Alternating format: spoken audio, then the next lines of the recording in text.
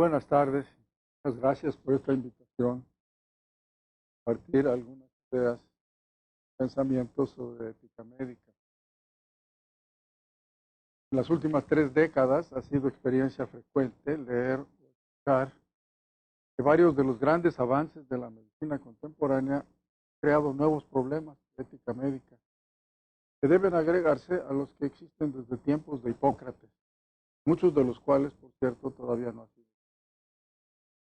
Las noticias del primer trasplante de corazón en un ser humano, de la fecundación in vitro y del nacimiento de Louise Brown, la primera bebé de probeta, del uso terapéutico de proteínas y otras sustancias recombinantes, de la terapia génica, del nacimiento de Dolly y la posibilidad de la clonación humana, del uso de alimentos modificados genéticamente y en fechas más recientes,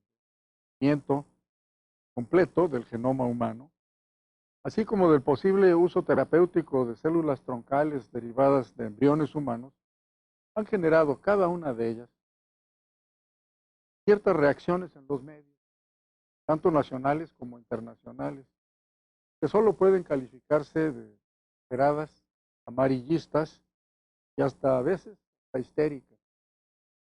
Varios comentarios impresos y otros transmitidos por radio, por la televisión al público general sobre estas noticias, no solo han tergiversado lamentablemente la información, exagerando o hasta inventando posibles peligros, entre comillas, implícitos en los avances mencionados, sino que con frecuencia han sugerido varias, comillas, soluciones para ellos, que van desde la formación de comités de expertos que dictaminen sobre los aspectos éticos del problema, hasta la suspensión inmediata de todo trabajo científico en el campo.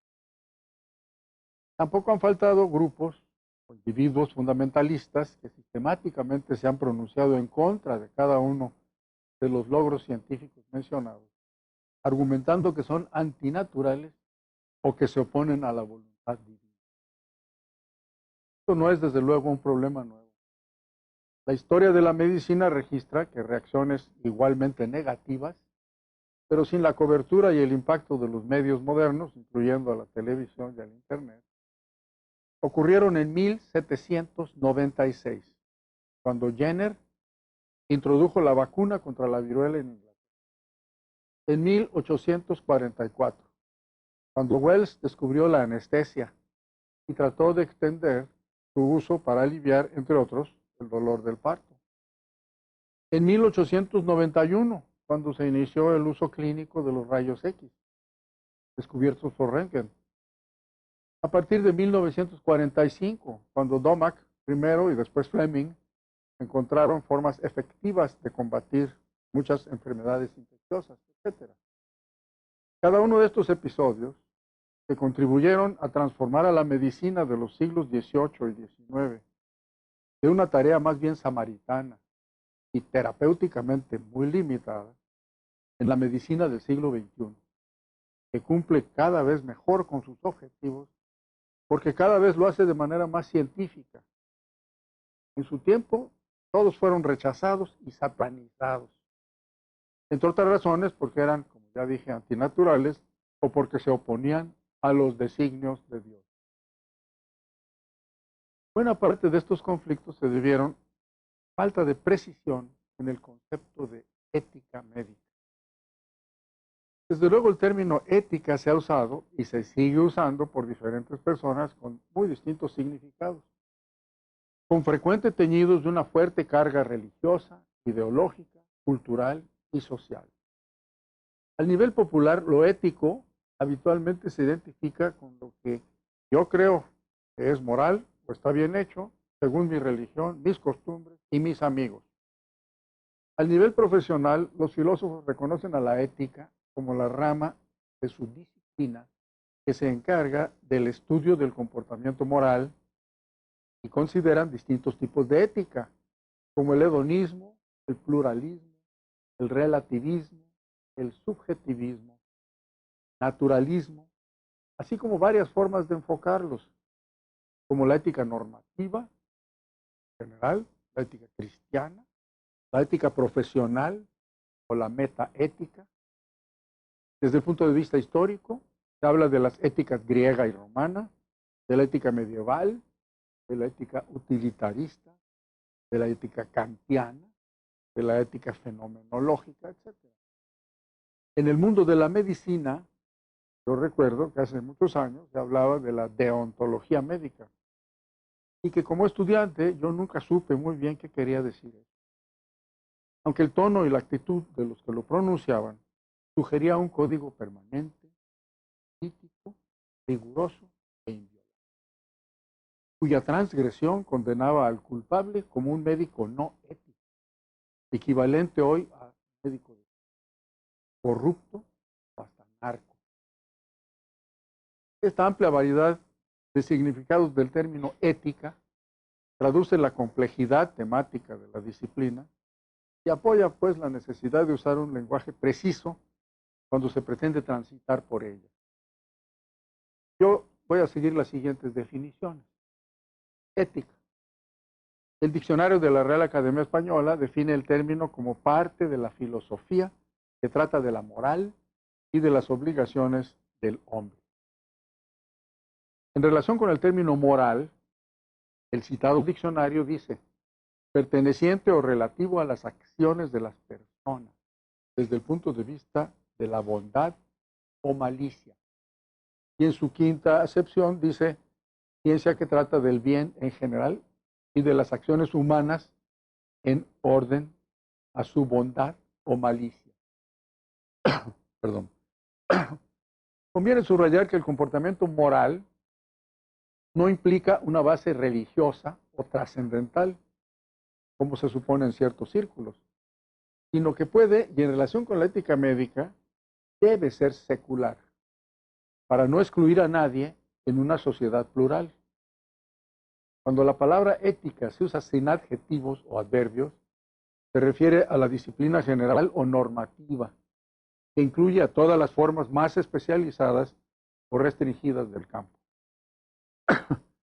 Otro término que se usa mucho es bioética. Este término fue introducido en la literatura por Van Rensselaer Potter, un bioquímico norteamericano, en 1971.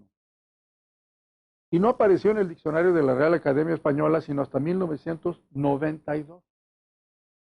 Ahí se define como disciplina científica que estudia los aspectos éticos de la medicina y la biología en general, así como de las relaciones del hombre con los restantes seres vivos. En la actualidad puede decirse que está de moda, gracias a su adopción por los ecólogos, quienes subrayan con toda razón los aspectos negativos del comportamiento humano en relación con el mundo que habitamos, incluyendo no solo al sector biológico, seres humanos, animales, plantas, sino a toda la naturaleza, el aire, la atmósfera, el agua, minerales, energéticos fósiles, etc. Esto rebasa con mucho la definición señalada por Potter, que se limita a la interacción del hombre con el resto de los seres vivos. También los filósofos han adoptado la palabra bioética y han enriquecido sus orígenes con sus disquisiciones metafísicas, dándole mayor profundidad a sus raíces y mejores argumentos a sus demandas de protección y respeto a la naturaleza. Para nuestro interés es importante señalar que la bioética incluye a la ética médica, pero que los términos no son sinónimos. Y esta aclaración no es ociosa porque con su reciente popularidad el término bioética se ha usado con frecuencia como si fuera lo mismo que el término. Y mi objetivo principal ahora es delimitar de la manera más clara y precisa posible la naturaleza, los alcances y las limitaciones de la ética médica.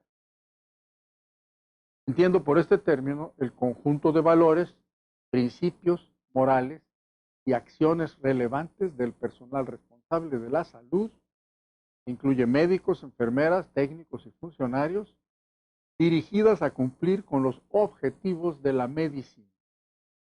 Por lo tanto, se trata de una ética profesional, o sea, de una disciplina que se ocupa del comportamiento moral de los profesionistas de la salud cuando están actuando como tales. La ética médica pues es específica, o sea que su contenido no es aplicable al de otras profesiones, como las leyes, la ingeniería.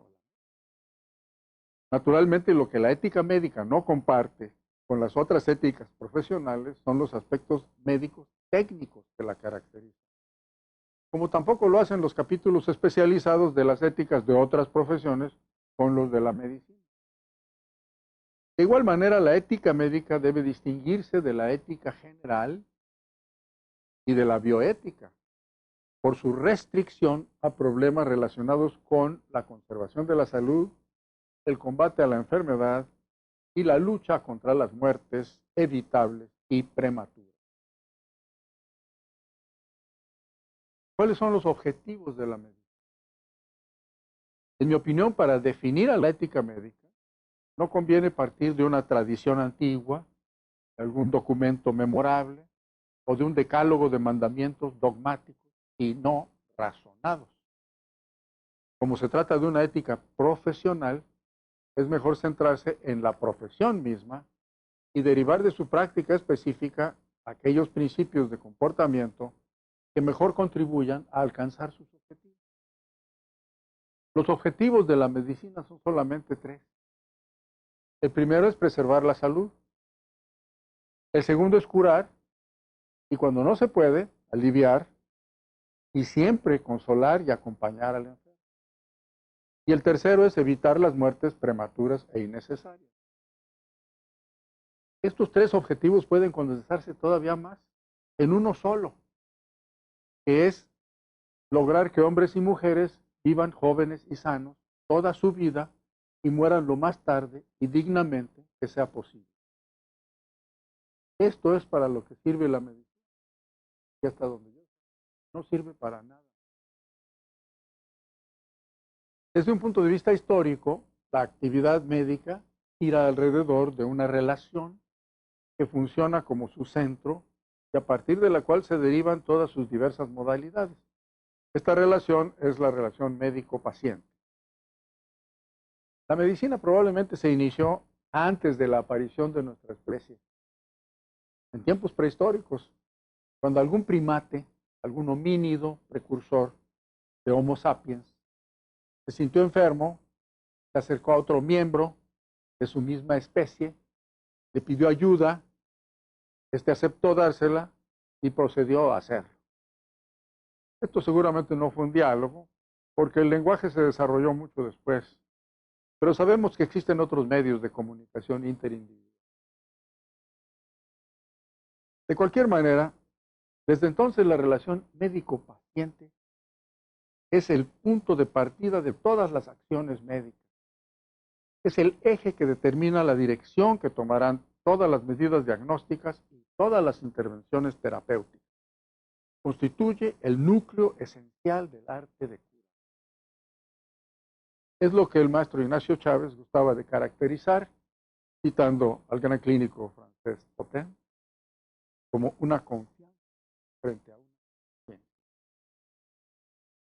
Pienso que la ética médica también debe construirse en función de la relación médico-paciente, en vista de que cuando ésta se da en forma óptima, se facilita el máximo cumplimiento de los tres objetivos ya mencionados de la medicina. Es posible integrar una ética médica completa y racionalmente aceptable, basada en solo dos principios generales, que son por un lado los tres objetivos de la medicina y la relación médico-paciente por el otro, y que excluye a toda influencia ajena a ellos, sea sobrenatural o de ética normativa o de dogmas de cualquier tipo. Mi respuesta es que sí, a pesar de que el sistema propuesto no se basa en conceptos como la santidad de la vida, la existencia del alma, la identificación del genoma diploide con la persona, la dignidad del ser humano o hasta las opiniones de autoridades eclesiásticas en asuntos médicos técnicos.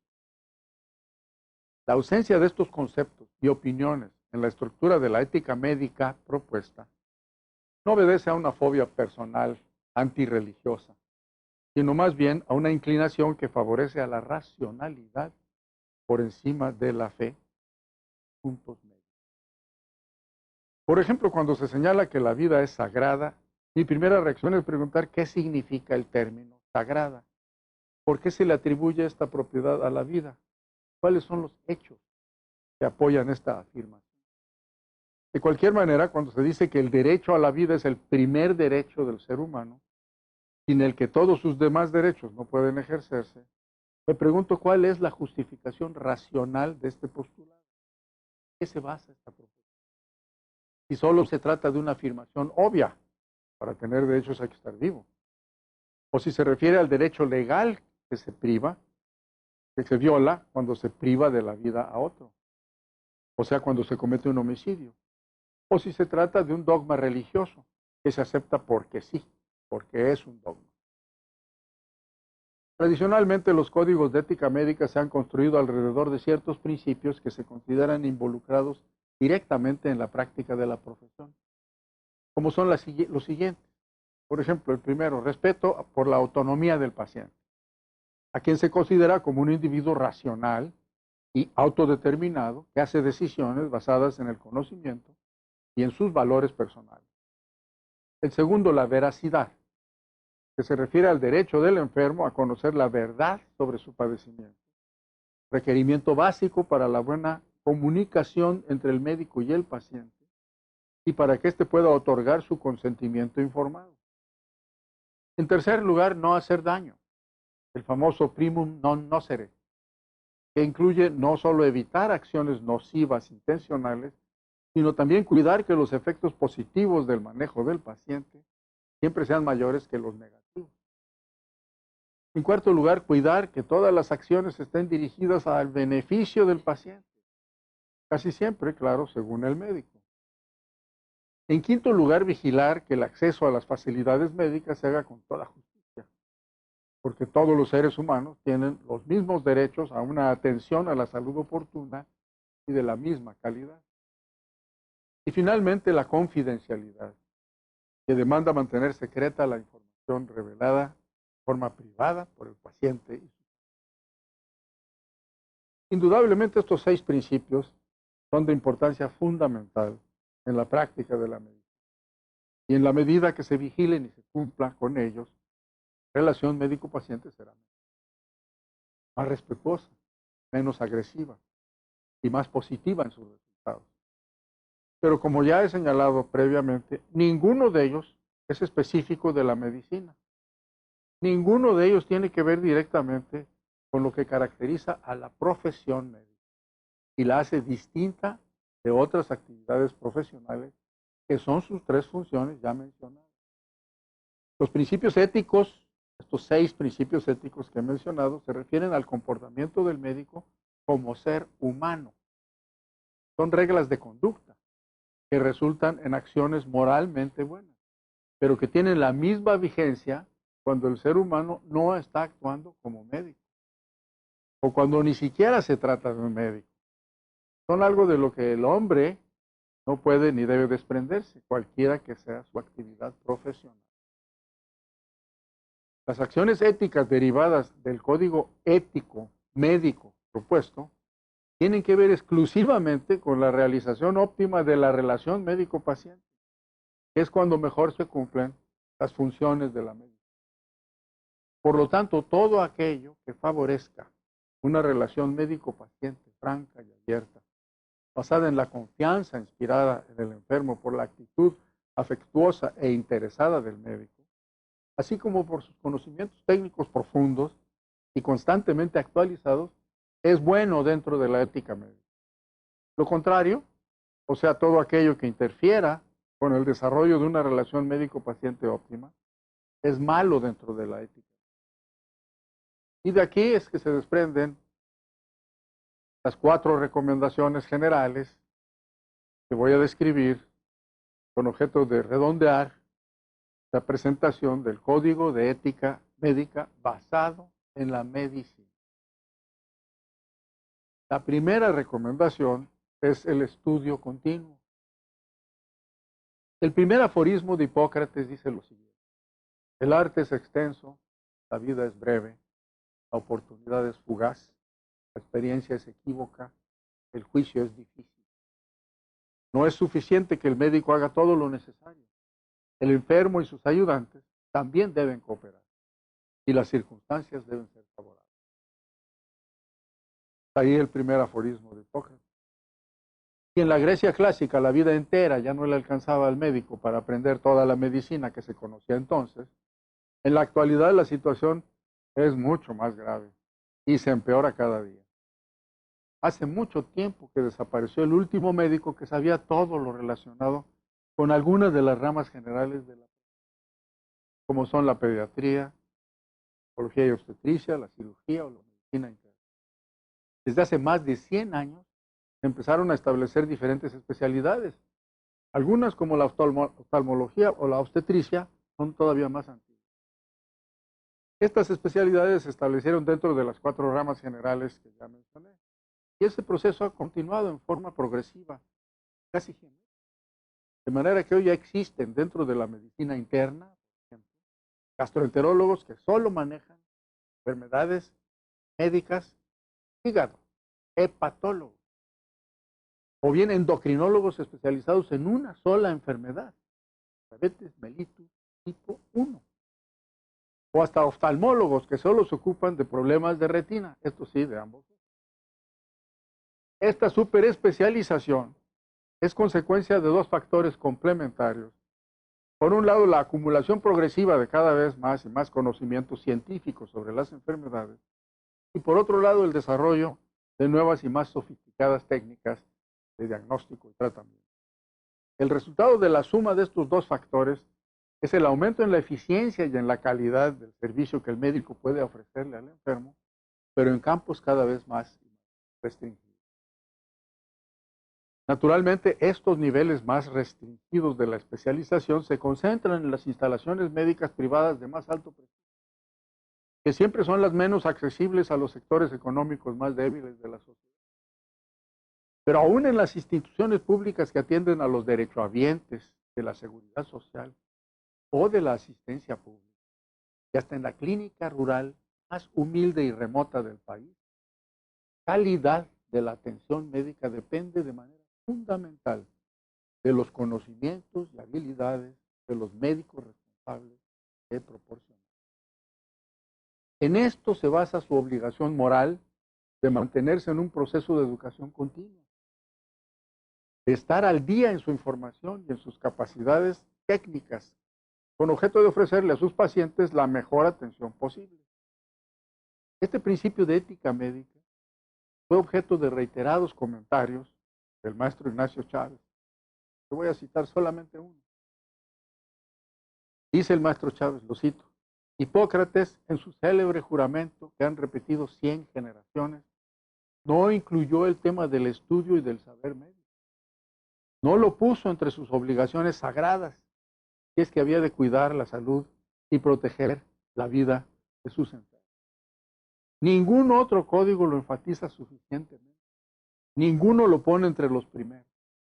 Y yo pienso que la moral médica empieza allí, justamente en prestar al enfermo el servicio mejor que la medicina ofrezca, en responder a la confianza del enfermo que se entrega con los elementos más eficaces que la medicina tiene. Y termina diciendo el maestro que el límite de la capacidad de ayuda que presta el médico sea el que hayan alcanzado los conocimientos de su tiempo, y no el otro, situado muy atrás, que le fija su ignorancia. La ausencia de este principio de ética médica en la mayoría de los códigos conocidos de la profesión es sorprendente. Que el médico debe tener la mejor preparación y que debe mantenerla a través de su educación continua parece obvio, pero no lo ha sido, ni para muchos pensadores preocupados por la ética médica, ni para muchos administradores de la medicina.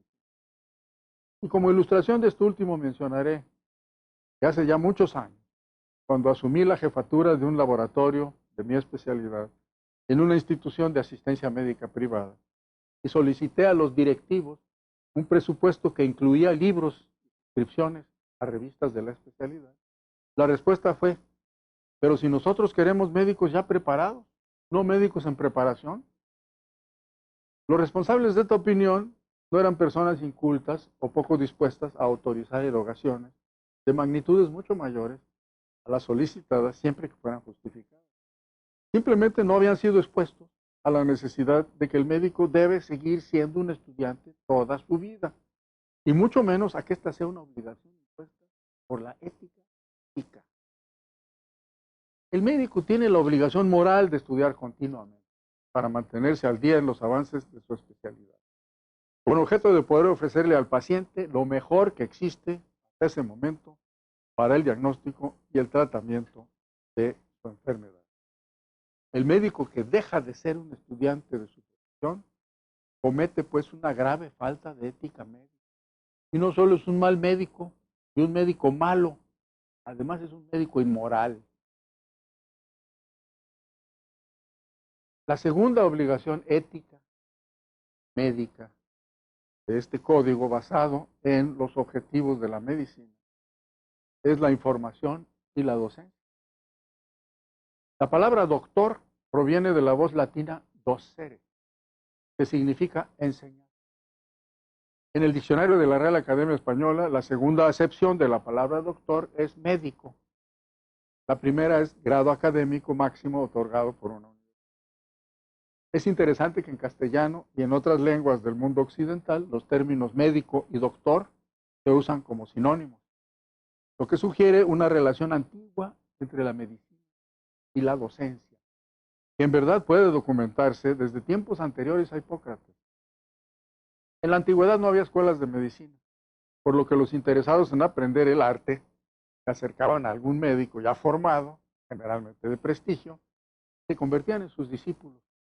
A veces, como en el caso del mismo Hipócrates, como menciona Platón, remunerando al maestro por sus enseñanzas y adoptando así el sistema de enseñanza tutorial.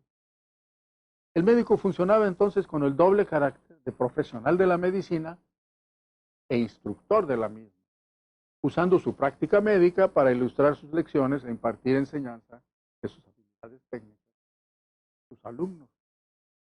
Pero las funciones docentes del médico no se limitaban entonces a enseñar su arte a sus discípulos. Se extendían en forma no solo natural, sino necesaria a sus pacientes y a sus familiares. Cuando les explicaba su diagnóstico, les revelaba las causas de su enfermedad, les detallaba su pronóstico y les indicaba su tratamiento. Con las grandes limitaciones impuestas por sus reducidos conocimientos y su carencia casi absoluta de elementos terapéuticos, la palabra le ayudaba al médico a cumplir con los objetivos de la medicina. La falta de casi todos los recursos que constituyen a la medicina moderna la suplía el médico hipocrático con la comunicación más amplia de todo lo que sabía de su arte antiguo, y a sus familiares. De esta manera se lograba que la primera parte del segundo párrafo del primer aforismo del padre de la medicina, que ya mencioné, y que decía, el enfermo y sus ayudantes también deben cooperar, se cumpliera, y que la relación médico-paciente se llevara a cabo en las mejores condiciones posibles. Estas dos formas de participación del médico antiguo en la enseñanza, sus dos estilos de ser doctor, sus alumnos con sus enfermos, no han cambiado a través de 25 siglos, aunque no siempre se han ejercido con la misma convicción de su importancia crucial para el mejor cumplimiento de los objetivos de la medicina. De hecho, en los tiempos de la Grecia clásica, no todos los médicos fueron maestros de su arte. Y es seguro que no pocos ejercieron con parsimonia la comunicación de sus conocimientos con sus pacientes y sus familiares. La medicina hipocrática, que consideraba a la enfermedad como un fenómeno natural, coexistía y competía con la medicina mágico-religiosa, para la que los dioses y los mecanismos sobrenaturales eran las causas más frecuentes de los padecimientos. El elemento de misterio siempre ha tenido un atractivo especial y humano. Y frente a los sacerdotes y hechiceros que incriminaban a Zeus y a otros habitantes del Olimpo como los causantes de las enfermedades, el médico hipocrático estaba forzado a competir con las mismas armas, invocando efluvios, miasmas, perversiones dietéticas, malos aires, climas siniestros, que en ausencia de los dioses también actuarían en los hombres por medio de mecanismos misteriosos. La primera restricción a la libre docencia del arte médico ocurre precisamente en el juramento hipocrático, en donde dice, lo cito, dar una parte de mis preceptos e instrucción oral y otras formas de enseñanza, hijos, los hijos del que me ha instruido, y a los alumnos que han firmado el convenio y hecho el juramento de acuerdo con la ley médica. Y agrega, pero a nadie más.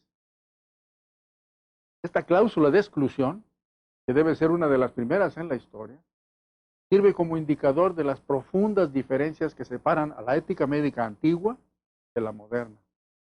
Los que defienden el juramento hipocrático como vigente en nuestro tiempo, seguramente pasan por alto o ignoran que la cláusula citada crea una membresía exclusiva en un grupo especial que disfruta del privilegio de docencia en el arte al que no tienen acceso los no miembros.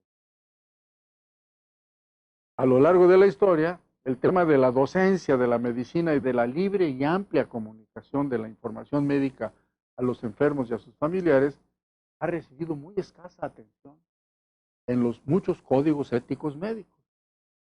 En algunos de ellos, el médico es el dueño de esa información y se deja a su criterio cuáles de esos datos pueden y deben conocer el paciente y su familia. En otros, se especifica que una forma como el médico puede conservar su autoridad sobre el paciente es no revelándole datos que el médico ya posee y el paciente quisiera conocer.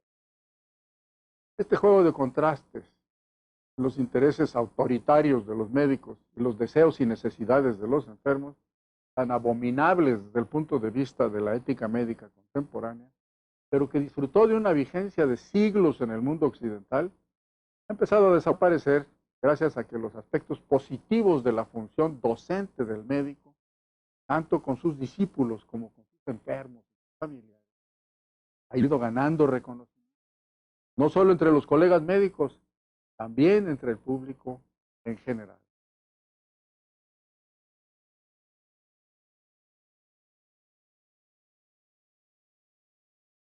La obligación ética médica de enseñar el arte no termina con la instrucción más amplia del enfermo y sus familiares. Se extiende a todos aquellos que puedan beneficiarse, lo que incluye a colegas, ayudantes, a residentes, enfermeras, estudiantes.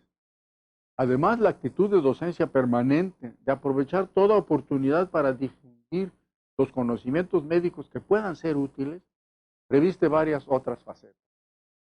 El médico ético comparte sus conocimientos en forma abierta con sus colegas en congresos y reuniones profesionales, en las cuales es al mismo tiempo profesor y alumno de sus pares. También puede ser maestro de estudiantes de medicina, sean de pregrado o de posgrado, o bien escribir libros o artículos sobre temas de su especialidad dirigidos al gremio médico. Pero su obligación ética docente rebasa el gremio de los proveedores de salud y abarca a toda la sociedad, por lo que debe participar en distintas formas de divulgación de su arte, como conferencias al público en general, artículos de divulgación de temas, campañas de saneamiento ambiental, etcétera, siempre cuidando no caer en el campo promocional.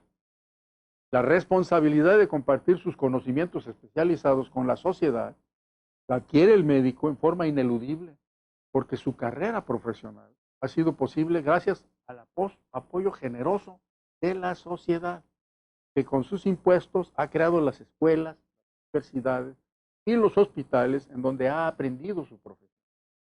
El médico que no enseña, que no explica con paciencia a sus enfermos y a sus familiares todos los detalles de su enfermedad y de su tratamiento, tantas veces como sea necesario, que no instruye a sus colegas, ayudantes y estudiantes sus conocimientos especializados y que no participa en labores de divulgación de la medicina para el público en general, está cometiendo una médica. Es un...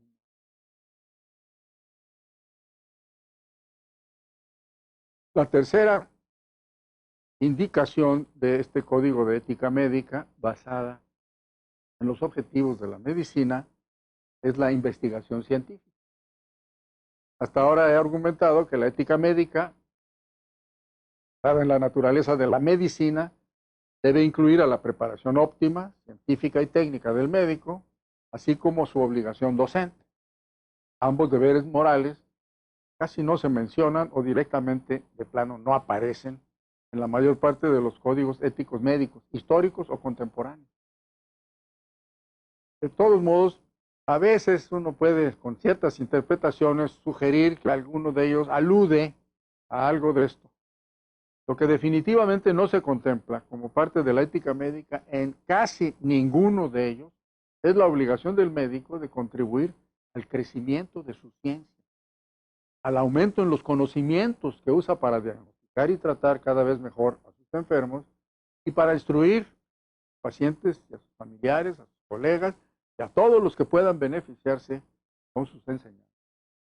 En otras palabras, con una sola excepción, la investigación nunca ha formado parte de la práctica ética de la medicina. Esa excepción es el libro llamado Medical Ethics, Ética Médica, del doctor Thomas Percival, publicado en 1803. En el capítulo 2, el artículo 28, dice lo siguiente, lo cito textualmente.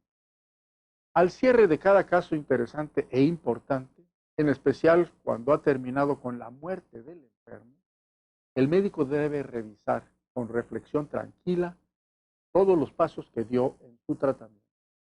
Esta revisión del origen, la evolución y el final de la enfermedad, de todo el proyecto terapéutico seguido y de los efectos particulares de las distintas preparaciones utilizadas, así como de las dosis y de los tiempos en que se administraron, proporcionarán los documentos más auténticos que la experiencia personal puede proporcionar.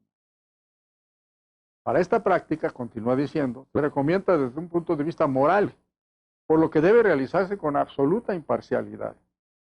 Que la revisión no se contamine con autoengaño. Si se revelan errores de omisión o de comisión, lo que debe hacerse es registrarlos con la mayor honestidad. Uno podrá arrepentirse, pero de esta manera se evita la criminalidad. Y termina diciendo, las buenas intenciones, junto con las insuficiencias del conocimiento humano, que no puede anticipar lo que los hechos finalmente revelan, justificarán lo ocurrido, siempre que este fracaso sirva conscientemente al conocimiento futuro y a la rectitud de la conducta profesional. Hasta ahí el texto. O sea que el médico debe reconocer sus errores y aprender de ellos para no repetirlos, para lo cual debe registrarlos y tenerlos presentes en ocasiones ulteriores semejantes. Esta es una forma, desde luego hay otras, de decir que el médico tiene la obligación ética de hacer investigación, de usar sus experiencias y las de la comunidad médica en general, positivas o negativas, para contribuir a aumentar los conocimientos de su disciplina y de esa manera podrá cumplir cada vez mejor con sus objetivos. La existencia de médicos especializados en la investigación, con nombramiento formal de investigadores y con financiamiento posible para el desarrollo de sus proyectos, tiene consecuencias éticas ambivalentes. Por un lado son muy positivas porque se reconoce la importancia de la actividad y se apoya la generación de nuevos conocimientos para el desarrollo del ejercicio cada vez mejor de la medicina. Pero por otro lado da pie a que los médicos no investigadores se encojan de hombros y digan, la investigación es una especialidad en medicina, como también lo son la pediatría o la radiología. Está bien que el investigador investigue, que el pediatra atienda a niños y que el radiólogo interprete placas. Pero no debe pedirse que estos dos últimos especialistas también hagan investigación, porque no solo la harían mal, sino que además dejarían de atender a sus propias tareas que sufrirían por ello. Esta postura refleja más que nada la ausencia de la investigación en la enseñanza de la medicina, no tanto como parte del currículum, sino como una atmósfera que envuelve y penetra a todo el pensamiento médico y está presente no solo en los laboratorios, sino también en la clínica. Para que el estudiante se impregne del espíritu inquisitivo y de la mentalidad cuestionante que caracterizan al investigador, debe exponerse a tales actitudes en forma de una vivencia continua, cotidiana. No basta que sus maestros le digan que el espíritu científico debe formar parte de su formación como médico. Para aprenderlo, tiene que verlo funcionando en las actividades diarias de sus profesores. Cuando esto no ocurre, cuando durante su formación el médico solo aprende el oficio, porque eso es lo único a lo que está expuesto, a lo que finalmente llega es a ejercer la medicina como un conjunto de algoritmos o de soluciones preestablecidas para cada uno de los diferentes problemas que logra identificar, y desde luego de sus errores y de sus malos resultados no se benefician ni él, pacientes, porque nunca aprendió a aprovecharlo.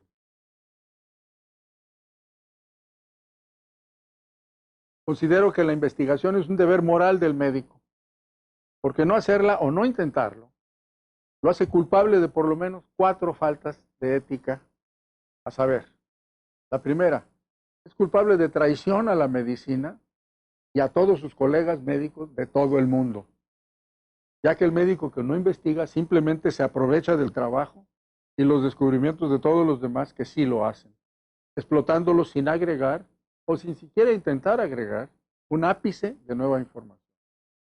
La segunda, es culpable de no cultivar el espíritu crítico y analítico, la costumbre de la duda sistemática, el reflejo de poner a prueba cualquier hipótesis, que indudablemente forman parte del armamento científico que el médico debe poseer en el más alto grado para encauzar su pensamiento en la relación médico-paciente. En tercer lugar, es culpable de negligencia personal, ya que desaprovecha la oportunidad maravillosa de explorar el mundo de lo desconocido en el ser humano, que es el modelo más complejo y más admirable que existe en la naturaleza. Y en cuarto lugar, es culpable del peor crimen que puede cometerse contra la medicina misma, que es considerarla un oficio en lugar de una profesión, un modus vivendi, en vez de una misión, una chamba cualquiera, en lugar de la más noble aventura. Para mí, esta es la violación más grave de la ética médica, el acto supremamente inmoral dentro de la medicina. Y finalmente,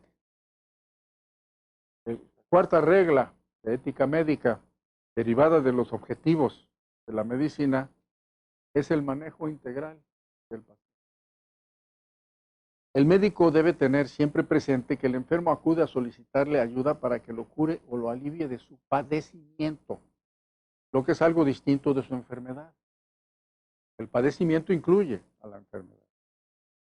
Para poner un ejemplo, el enfermo puede tener una tuberculosis pulmonar, pero lo que lo lleva a ver al médico son el cansancio, la falta de apetito, la palidez, el insomnio, la febrícula, tos, la disnea y además el miedo de lo que pueda pasarle, que lo tenga que operar, la angustia por su familia, por dejar de trabajar, por interrumpir su vida habitual y naturalmente el terror ante la posibilidad de la muerte. Todo esto es lo que el enfermo padece y es lo que espera que el médico le quite al curarlo. El paciente no es un caso de tuberculosis pulmonar, como seguramente sería clasificado y referido en los registros de las instituciones hospitalarias. Y como se comentaría entre colegas médicos, el paciente tiene un padecimiento que incluye la tuberculosis pulmonar y también otras muchas cosas que forman parte de su persona, de su existencia como ser humano. Es con este carácter con el que se presenta en la consulta y no como un par de pulmones infectados por el bacilo de Koch. Es claro que si la enfermedad se trata en forma adecuada, buena parte o todo el padecimiento se irá aliviando.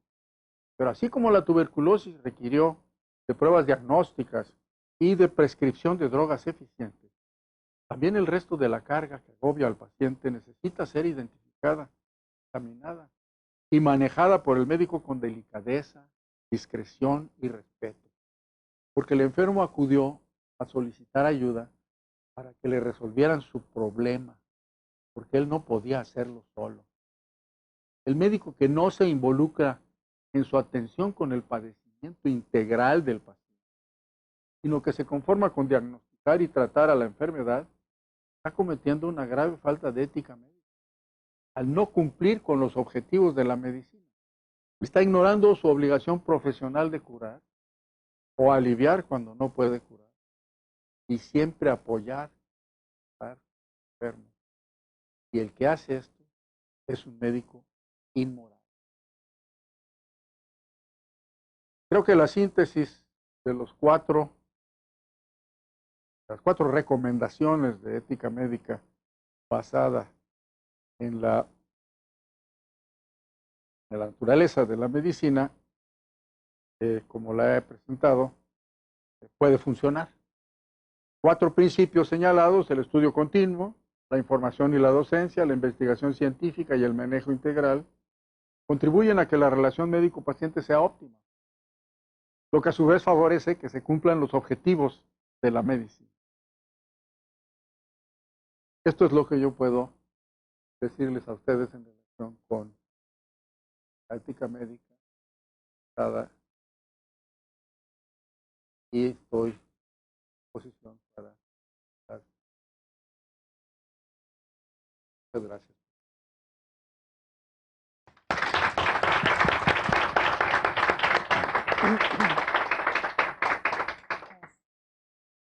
Muchas gracias, doctor Tamayo. Quiero decirle que hay 504 profesores que se registraron para ver esta conferencia. Ha sido una de las solicitadas. Tenemos a profesores, hay profesores que lo están viendo desde el campus Ciudad de México, desde el Estado de México, Obregón, Chiapas, varias salas aquí en Monterrey, Laguna, Morelos, Querétaro, Sinaloa, Tampico y Toluca. De las salas que tenemos registradas. Hay una pregunta que nos llega del Campus Laguna, del profesor Rafael Pulgarín, y él le dice: doctor, si uno de los principios éticos de la medicina dice que debe haber comunicación abierta entre el médico y el enfermo, es decir, que el médico debe informar al enfermo de su enfermedad, la pregunta ¿es ético que el médico informe a un enfermo gravemente enfermo de SIDA o cáncer, por ejemplo, que tiene esa enfermedad y que le queda poco tiempo de vida? En la práctica, normalmente los médicos informan de esto a los familiares. Rafael Karim Gómez de Laguna. Esta es una pregunta que surge con mucha frecuencia y que refleja un dilema muy real en la práctica de la medicina. Cuando está establecida una relación médico-paciente saludable, la cual el paciente tiene confianza en su, entonces el médico lo conoce al paciente lo suficiente para saber si le puede decir la verdad sin causarle daño, si el paciente quiere realmente hacer la verdad. Cuando esto es así, el médico tiene la obligación de decírselo, está respetando la autonomía del paciente, que es un ser humano adulto, digno de todo respeto. Se lo debe decir. Pero hay condiciones en las cuales el decirle al paciente cuál es la naturaleza de su enfermedad le puede producir más daño que bien. Y esta no es la idea de la medicina. El primer mandamiento, ¿verdad?, es hay que ayudar, hay que curar o ayudar al paciente. Y de esta manera no lo estaríamos ayudando. Entonces lo que se hace es que al paciente se le dice que tiene un padecimiento, que ya lo va a curar, que es un poco de tiempo, etcétera, y a los familiares se les informa de la realidad. Hay otra situación también muy común, que es cuando el paciente dice que él quiere saber, pero los familiares le han pedido al médico que no se lo diga, porque ellos saben que en realidad no quiere saber, y que si se lo dicen se va a poner muy mal. Entonces, hay un conflicto ahí entre la opinión del paciente y la opinión de los familiares. Si el médico no conoce la situación familiar, y no ha establecido una relación amistosa, de confianza con los familiares y con el médico, no lo va a poder resolver. Entonces, seguro, ¿verdad? Y se lo va a decir a los familiares, no se lo va a decir al paciente y va a estar violando la autonomía del paciente. O se lo dice a los familiares y al paciente, y los familiares se van a enojar porque se lo dijo al paciente cuando ellos no querían. Hay conflictos y son cotidianos, pero el médico lo que debe hacer siempre es poner por delante los intereses, los mejores intereses del paciente y del grupo que lo rodea. Y para poderlo hacer, los tiene que conocer muy bien. Para conocerlos muy bien, tiene que haber establecido una relación de gran confianza. Sin embargo, al final de cuentas, siempre va a haber un conflicto en el cual no va a haber suficiente confianza y no se va a poder satisfacer todos los intereses. En ese caso, la decisión del médico debe ser el tomar la decisión de hacer el menor daño posible. Y eso es una decisión para cada caso, es casuístico, no creo que existan reglas para poder aplicables a todas las situaciones.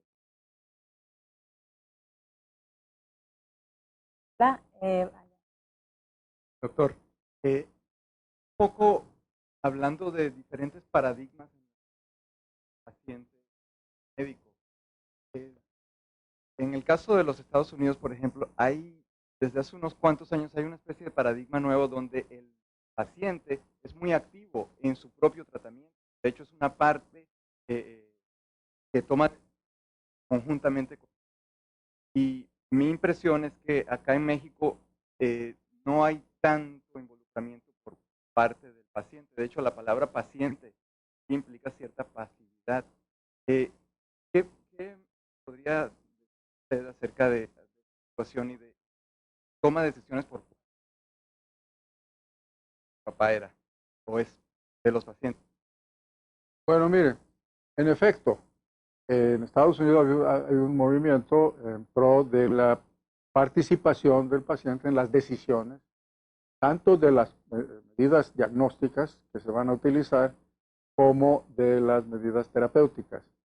El médico tiene la obligación moral de informarle al paciente sobre qué se le va a hacer, qué riesgos tiene, qué información se pretende obtener, para qué la va a utilizar, y en casos terapéuticos, pues qué se le propone como tratamiento, qué síntomas colaterales puede tener, qué complicaciones. La información debe ser completa para que el paciente pueda entonces dar su consentimiento informado, se llama técnicamente. De hecho, esto se ha exagerado en Estados Unidos por la práctica de la medicina defensiva. Ahora, todos los procedimientos que se llevan a cabo deben ir acompañados de un consentimiento informado, porque si no, si las cosas no salen bien, o si un abogado especialista en este tipo de problemas de mala práctica pues se arruina la institución y el médico, etcétera, y entonces se ha deformado la práctica de la medicina de manera realmente lamentable. Es terrible la situación. Y esto ha encarecido más la práctica de la medicina, porque los seguros que toman los médicos en contra de las demandas de mala práctica son muy grandes, y el que paga no es el médico. El que finalmente paga es el paciente. Bueno, la economía de ese país está basada en la abundancia. Y ellos podían darse el lujo de tener este tipo de formaciones en la sociedad, porque tenían con qué sufragarlo. Pero ya no. Ya no. Y ahora están empezando a sufrir las consecuencias de no haber tenido nunca un sistema de seguridad social, que nunca han tenido. Medicare y estos sistemas se aplican nada más a un sector muy específico de la población y para problemas muy bien definidos. El resto es pura medicina privada. Y la medicina privada ahorita la están tomando las compañías de seguros, que están agregando a este tercer miembro ahora de la relación médico-paciente, que es el paciente, el médico y la compañía de seguros. No, ya lo creo que va a haber. Lo que pasa es que había cerca de 60 millones de individuos asegurados hace unos 15 años en Estados Unidos, ahorita hay 30. Las compañías de seguros, como exageraron sus exigencias, están perdiendo clientes. Bueno, nosotros vamos como 15 o 20 años atrás y estamos copiando exactamente esa estructura que ya vimos a lo que conduce. Pero se están multiplicando las compañías de seguros en México que ofrecen este tipo de estructura, y que en la letra chica del contrato que se firma están todas las exclusiones y las cosas que no se pueden hacer, etcétera, etcétera. Bueno, nosotros estamos copiándolo. Además, ya pasamos una ley que favorece ese tipo de estructura económica de la profesión. Pero el punto es el siguiente. La relación que existe entre el médico y el paciente en nuestro país tiene que tomar en cuenta el nivel cultural del paciente. Nosotros tenemos una clase social relativamente pequeña en donde existe exactamente la misma situación que en Estados Unidos. Un sentimiento informado, gente que entiende cuando el médico le explica, etcétera, la misma situación. Pero hay una masa muy grande, pero muy grande, que es con los pacientes con los que yo trabajo, que no tiene la capacidad ni para entender qué quiere decir lo que se le está diciendo. Entonces el médico tiene que asumir esa responsabilidad. Pero la tendencia es, y la CONAMED, la Comisión Nacional de Arbitraje Médico, publicó ya, medio tradujo un poco, pero publicó los 10 mandamientos, ¿verdad? Lo que tienen que hacer las instituciones hospitalarias para cumplir con los derechos de los pacientes. Y uno de los derechos de los pacientes es participar en las decisiones que tienen que ver con su salud y su tratamiento. Eso ya se ha repartido en todas las instituciones y se está siguiendo esa línea. Pero nosotros tenemos que tener en cuenta que para el nivel cultural y económico de un sector muy importante de nuestra población, esto no es aplicable. Y entonces el médico tiene que asumir la responsabilidad. Nosotros estamos en contra de la actitud paternalista del médico, pero muchas veces ese es el menos, de los males, el menor, ¿verdad? Y entonces tenemos que asumir esa responsabilidad porque la tenemos desde un punto de vista social. Tenemos que procurar lo mejor para nuestros enfermos, aun cuando ellos no entiendan, después de haberle hecho la lucha para que nos entiendan. Pero muchas veces, de plano, es que no es posible pasar la barrera cultural. Doctor, buenas tardes. Gracias por sus palabras. Conforme fuimos escuchando su conferencia, muchos nos informamos de esta temática y fuimos recordando casos que hemos tenido como pacientes con diferentes médicos. Y la mayoría creo que pensamos que ojalá esta conferencia la interiorizan todos los médicos que ejercen la profesión, ¿no? Sin embargo, estos conceptos que son muy profundos, es un hecho que se deben de ir viendo a lo largo de la carrera, como se le llama aquí ética a través del currículum.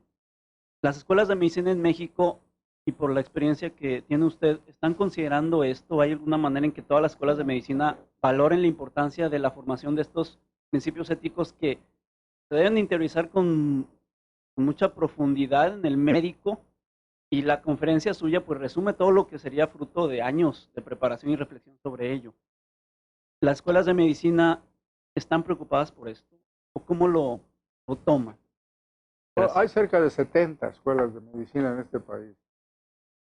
Algunas son razonablemente buenas, otras son escuelas patito, que son fraudes al público y a los estudiantes y al público. Se está ahorita discutiendo qué se puede hacer con este problema. No es fácil de resolverlo porque la Constitución nuestra autoriza esto, pero tenemos que encontrar la manera de proteger la salud de la sociedad. Yo creo que ahí hay un conflicto que la Constitución tiene que resolver. Pero no se les puede obligar pues, a las escuelas que mejoren sus estándares. Y las escuelas de medicina son autónomas. Hay algunas que ya han adoptado programas de educación en ética médica. La que es pionera en esto es la Universidad de Anáhuac. No solamente introdujeron un curso de ética médica en la carrera de médico cirujano, sino que ahora ya tienen una carrera de bioética. Se paró de la Facultad de Medicina y ahora hay una carrera de bioético. Ya se puede ser un profesionista de la bioética, entendida como ética médica. Ellos son los que han llevado, digamos, la prioridad en este tipo. Ellos son un grupo que sigue la ética trascendental. Lo que se aprende ahí es la ética religiosa. Y esto no, ellos no lo esconden, y todo el mundo lo sabe y tienen todo su derecho de hacerlo, pero eso es lo que se enseña ahí. Otras escuelas están empezando a tener cierto interés. En mi facultad hay ya un seminario de ética médica y se está pensando en ver si no se pone una materia optativa como ética. Pero en mi opinión, esto no se aprende en el aula. Las clases no le enseñan a uno el moral, el comportamiento moral. Es como se dice vulgarmente nuestra gente, esto se mama. es la calidad humana del individuo que estudia medicina lo que va a determinar su comportamiento y lo que ve que hacen sus profesores. Los profesores tienen un comportamiento ético, él se va a comportar de esa manera. Porque la ética médica es una forma de vivir la medicina. Y la forma de vivir la medicina se aprende viviéndola. No se aprende en las aulas. Entonces yo pienso que el conocimiento está bien. Si uno quiere aprender historia de la ética, qué decía el juramento hipocrático, sería muy bueno que una vez los médicos lo leyeran. Porque en general se habla de él, pero muy pocos lo han leído. Y otros códigos, etcétera. Esto está bien. Pero la manera de actuar, la vida del médico, todos los días, esto se aprende viviéndola todos los días. Si uno lo ve en sus profesores de manera moral, ética, uno lo va a hacer así. Y si no, no. Pues sí, estoy seguro. Si uno ve que su maestro le dice paciente, usted unos exámenes y se va a tal laboratorio, entonces va el paciente, el laboratorio se le pasa 10% al se llama departamento de honorarios, ¿no? Esto no es una falta de ética médica, esto es robo. Esto se llama robo. Médico no es que sea una falta de ética médica, es un ladrón. Igual. Pero si el alumno ve que lo hace, que no le pasa nada al médico, y no tiene esta moral que se aprende a ir a la escuela. Pues hay muchísimas preguntas y también de nuestros maestros. Por ejemplo, Gabriela Corral de Campus Querétaro es solo un comentario de felicitación. Dice, buenas tardes, doctor. Encuentro que guardando sus diferencias, los puntos que usted menciona para la ética médica son aplicables a nuestra labor docente también. Gracias por sus reflexiones. Hay algunas preguntas muy interesantes. Hay una de Laura Campuzano, del Campus Monterrey. Ella le pregunta, está aquí en la sala, pero prefiero la pregunta, por cierto. ¿Qué opina usted de la relación entre la comunidad médica y los laboratorios de medicina? ¿No le parece que hay una relación perversa entre el médico que obtiene un viaje por cuenta de cierto laboratorio, dada la cantidad de veces que ha recetado determinado medicamento? Yo quisiera decir esto, los médicos somos seres humanos. Y como ocurre con los seres humanos, entre los médicos también hay pillos, ¿verdad? Hay gentes que cometen fraudes, que cometen robos, que hacen barbaridad y media. Y entre estas barbaridades hay el que vende sus servicios a un laboratorio farmacéutico a cambio de un viaje. Que sí prostituye la profesión. Esto es natural, también lo hacen los arquitectos y los ingenieros y los policías de caminos, digo, porque son seres humanos, no porque sean, no es una deformación profesional, ¿verdad? Es un problema humano. Y entre los médicos también hay. Y algunos laboratorios se aprovechan de que hay este tipo de fascinerosos dentro de la profesión y los compran. Están en el comercio, están para ganar dinero, no para promover la moral médica. Y esto lo sabemos y lo vemos y algunos hasta los conocemos, ya sabemos quiénes son. No lo podemos dar, pero en general la relación de las casas de productos farmacéuticos con los colegios médicos, con los grupos que hacen, por ejemplo, congresos, cirujanos, ¿verdad? Van y le piden al laboratorio X que les pague el viaje de un profesor que viene de tal sitio y que dé conferencias, etc. Ellos lo apoyan y esa es una relación muy saludable, excelente. Pero hay también el otro lado de la moneda. Todas las monedas tienen dos caras, excepto las falsas. Bien. Bueno, pues hay más preguntas. Hay otra pregunta de Javier Serrano, pero yo prefiero redactarla. Dice, ha comentado que los 3 objetivos de la medicina pueden resumirse en la búsqueda de hombres y mujeres eternamente jóvenes. De hecho, esa es una constante que se ha visto a lo largo de la historia como una ofuscada obsesión por la búsqueda de la eterna juventud. Sin embargo, hoy en día ese sueño parece que puede ver la luz a través de las terapias eugenésicas, lo cual abre tremendas repercusiones éticas ante las cuales hemos de dar una respuesta. ¿De dónde deben partir las mismas? ¿Del ámbito médico, político, social? Yo no he dicho que la medicina busca la eternidad, juventud y de la vida. No lo he dicho porque no sé qué quiere decir. quiere decir la eternidad, no tengo la menor idea. Ni tengo mucha prisa por vivir. Simplemente lo que yo dije es que prolongarla mientras haya salud, juventud, y luego evitando que la gente se muera por causas prevenibles o innecesarias. Pero no podemos evitar que sean causas inevitables o benéficas. Muchas veces que la muerte es mucho mejor que seguir vivo. Entonces, la medicina tiene sus límites, ¿no? Respecto a la posibilidad de prolongar la vida, estamos ahorita, prolongar la vida era, yo diría, esperada, eso es ciencia ficción. Y totalmente ciencia ficción.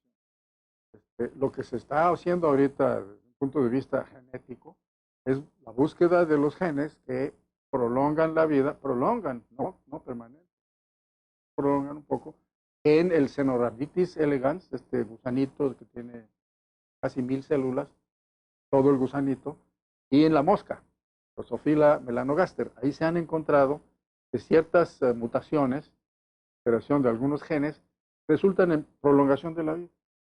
Viven más tiempo. Los animales se mueren al final, igual que todos, pero viven un poquito más. Entonces los científicos están muy interesados en ver de qué manera funcionan estos genes. A ver si es posible que esto se pueda extrapolar al ser humano y entonces nosotros pudiéramos prolongar un poco la existencia. El último que buscó la fuente de la juventud eterna se llamaba Ponce de León, 531, en los pantanos de la Florida. Y lo único que encontró Juan fue la muerte. Creo que nosotros estamos a la misma altura que... Muy bien, pues en la sala hay una...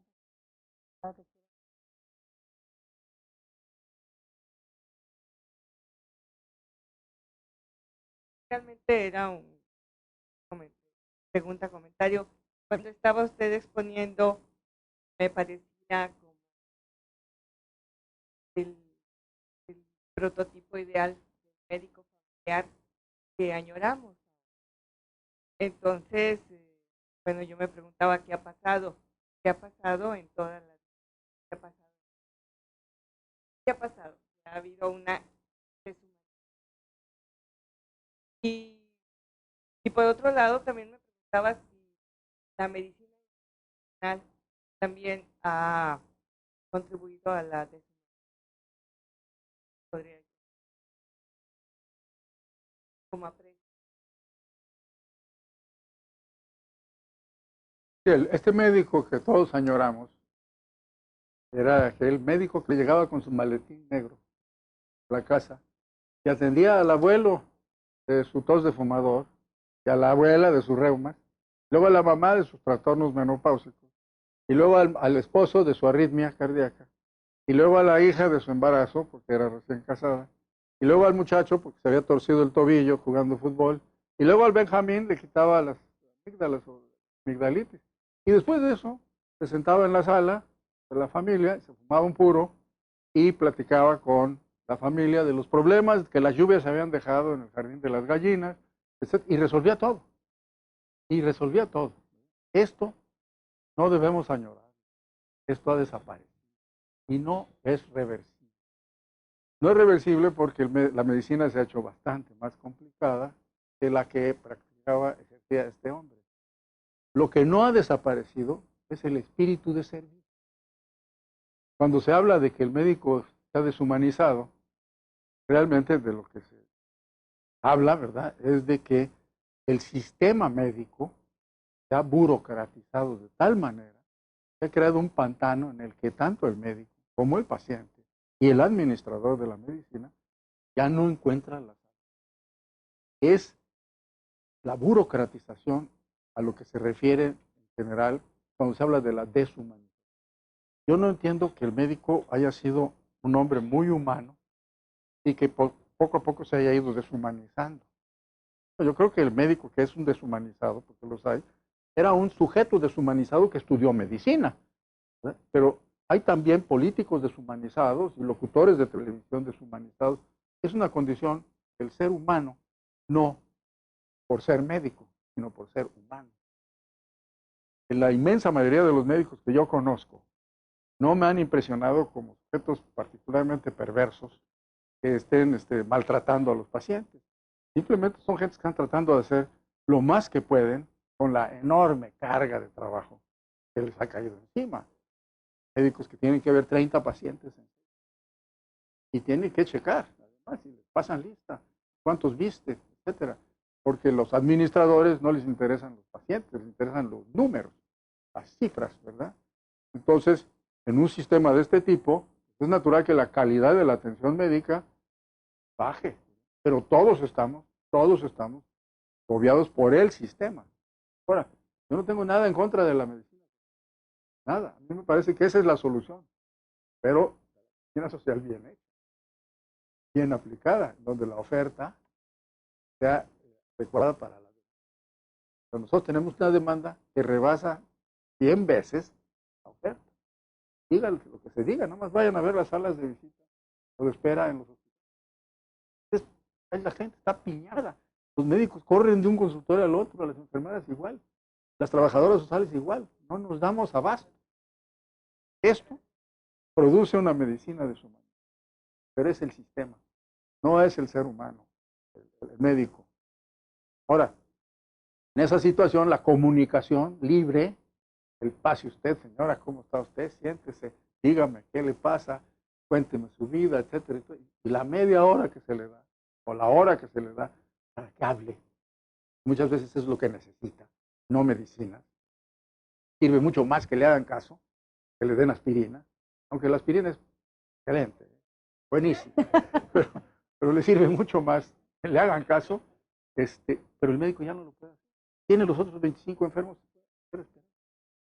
o 5 enfermos esperando en la sala de cirugía, que él llegue corriendo. En esas circunstancias, lo que se hace es que se sacrifica el tiempo que se le dedica al paciente. Y esto es un mal de nuestro. Yo era niño, mi madre me llevaba a ver el pediatra nos dedicaba todo el tiempo. Quizá porque estábamos muy sanos, el pediatra quería ver niños sanos de vez en cuando. Pero, pero nos dedicaba todo el tiempo. Cuando yo me tocó llevar a mis hijos con el pediatra, bueno, era amigo mío, entonces también me dedicaba todo el tiempo.